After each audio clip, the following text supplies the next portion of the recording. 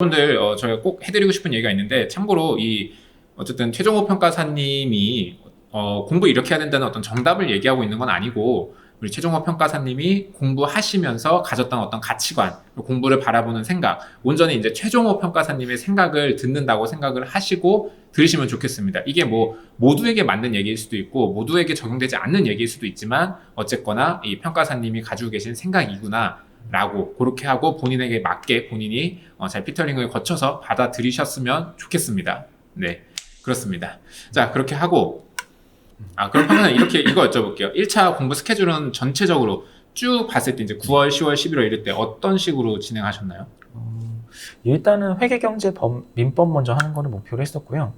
회계경제 민법은 일단은 기본 강의 하나, 그다음에 문제풀이 강의 하나, 이 정도는 다 듣자가 목표였고, 근데 시간이 좀 모자라가지고 민법은 문제풀이도 중간에 좀 못 들었던 것 같아요. 그래서 그냥 기본 내용 아는 거 좀 보충해가지고 했던 거고, 학원론하고 그다음에 관계법규. 요거는 아예 시간이 좀 부족해가지고 문제풀이나 기본 강의 둘 중에 하나씩만 들었던 것 같아요. 그래서 원래 목표는 12월 안에 회계경제 민법은 기본 내용을 다 듣고 문제풀이 좀 손에 대야지 했는데 점점 밀려가지고 그것도 나중에는 간신히 막 2월 달까지 막 밀리고 2월 달까지 강의 못 듣는 것도 많고 막 이랬던 것 같아요, 사실.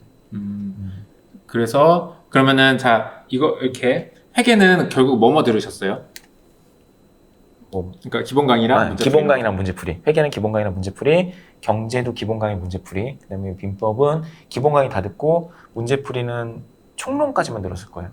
그리고 학원론은 문제풀이만 들었어요. 한 5일 정도 잡아가지고 몰아듣고. 학원론은 네.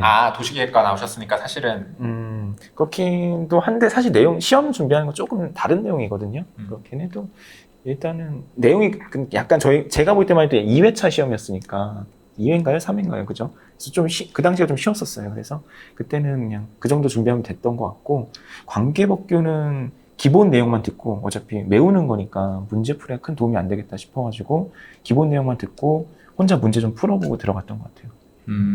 그러면은 평가사님 그냥 강사님을 선택할 때 뭐 아무 생각 없이 하신 것 같은데, 정보도 없이 네. 들으면서 와 이거는 진짜 못 듣겠다 이런 거는 없었어요? 사실은 그 당시에 경제 같은 경우는 좀 어려웠어요. 그러니까 회계사 경제 문제도 많이 풀고 하다 보니까 어려웠는데, 그래도 이제 와서 바꿀 수는 없고 하다 보니까 그냥 꾸역꾸역 이해를 하는 게 있었죠.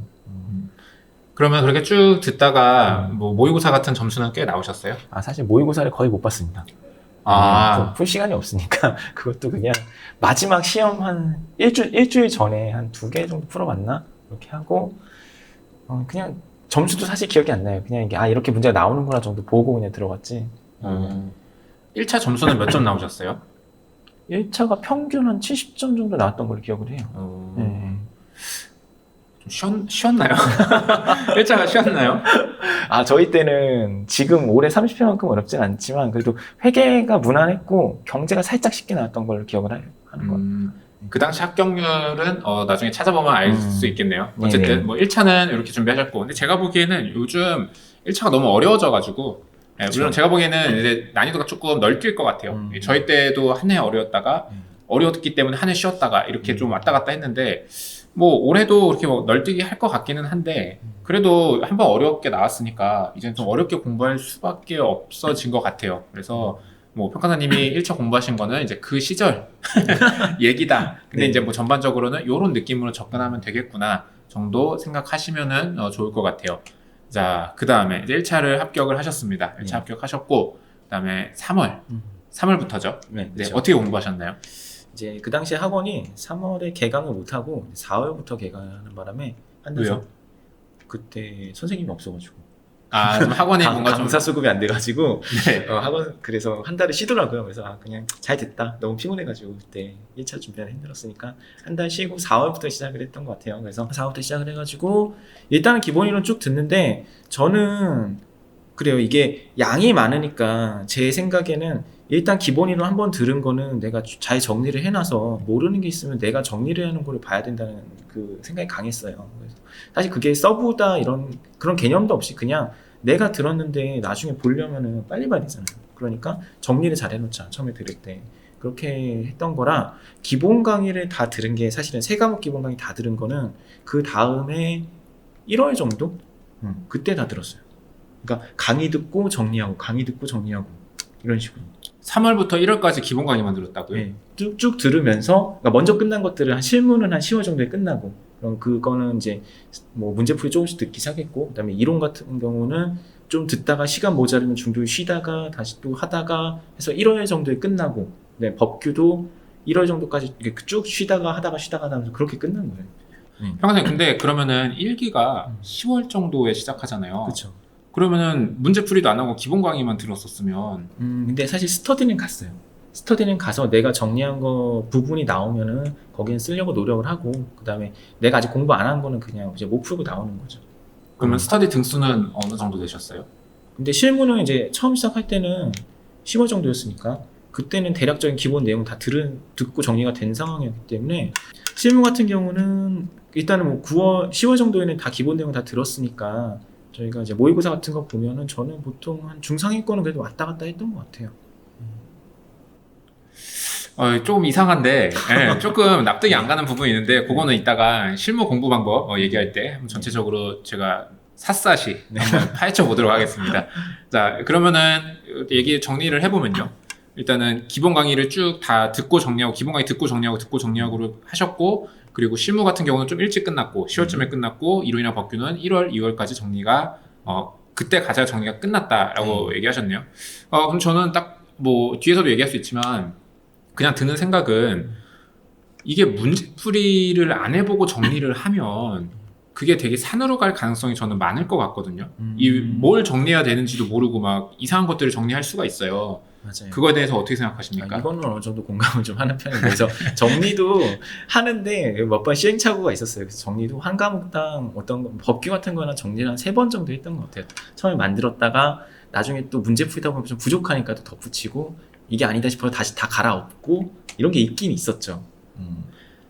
평소 혹시 그러면은 평가사님의 그 공부한 15개월이죠. 2차 15개월 정도 하신 거죠? 그렇죠. 한 달 쉬었다, 뭐 14개월인데 그 동안 그러면 결국은 서브 만드는 작업이었다고 봐도 될까요? 예, 거의 그게 한 80%?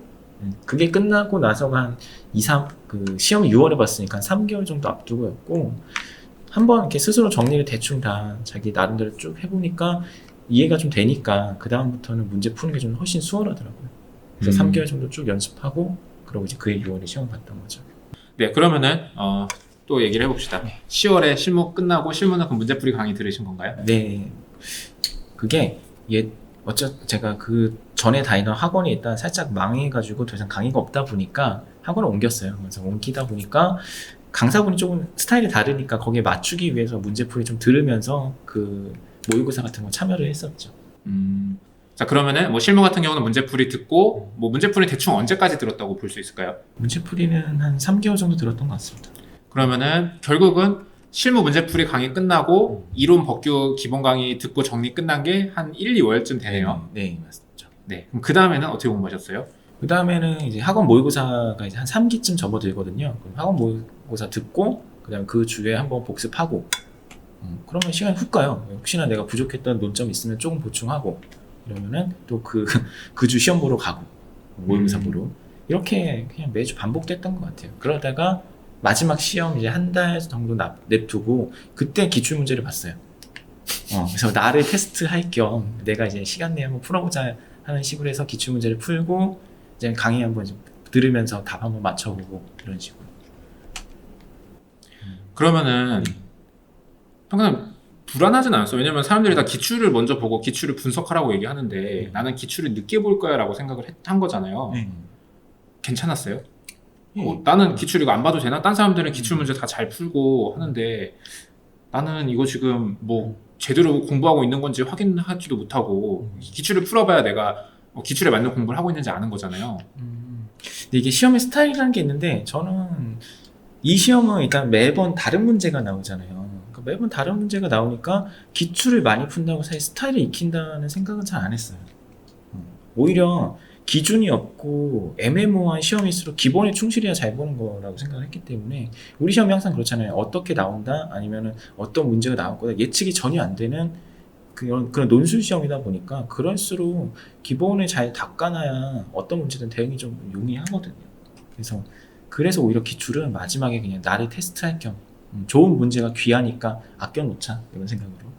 그거는 네. 어떤 의미인지 좀 알겠습니다. 네. 그러면은 그거는요. 평가사님 그러면은 그 사람들이 흔히 얘기하는 실무 하루에 100점씩 푸는 거 이런 거 안 하셨어요? 예, 안 했습니다. 하루에 몇 점 푸셨어요, 그럼? 아니 안 푼 적도 많고요. 네. 네. 막판에는 그 막판이라고 하면은 저기 막 이론 법규 정리해야 돼가지고 바쁠 때는 한 3주 정도는 실무 문제 아예 안 풀었어요. 안 풀다가 이제 모의고사 딱 갔는데 약간 손이 조금 느려진 것 같다. 뭐 시점 좀 계산하는데 좀 어버버한다 그러면은 그 주에 가가지고 한번 좀 그 주 모의고사 좀 다시 좀 더 제대로 풀어보고 뭐 이런 정도. 뭔가 그 얘기를 들으면 제가 보기엔 지금 듣고 계시는 분들도 비슷할 텐데 들으면서 점점 갸우뚱해지는 느낌을 지울 수가 없는 것 같아요. 네. 그래서 그거는 어쨌든 제가 주요 과목별 공부 방법에 대해서 얘기할 때 구체적으로 좀 더 얘기해 보도록 하겠습니다. 자, 그러면은 결국은 되게 간단하네요. 2월까지 어쨌든 기본 강의나 뭐 필요한 문프 강의 듣고 그다음부터는 그냥 스터디 한 주 듣고 그거 정리하고 한 주 듣고 정리하고를 끝까지 해서 네. 시험 보러 갔다. 네. 그랬더니 붙어 있더라. 네, 희한합니다. 어쨌든 뭐 시기별 공부 방법은 뭐 잘 들은 것 같아요.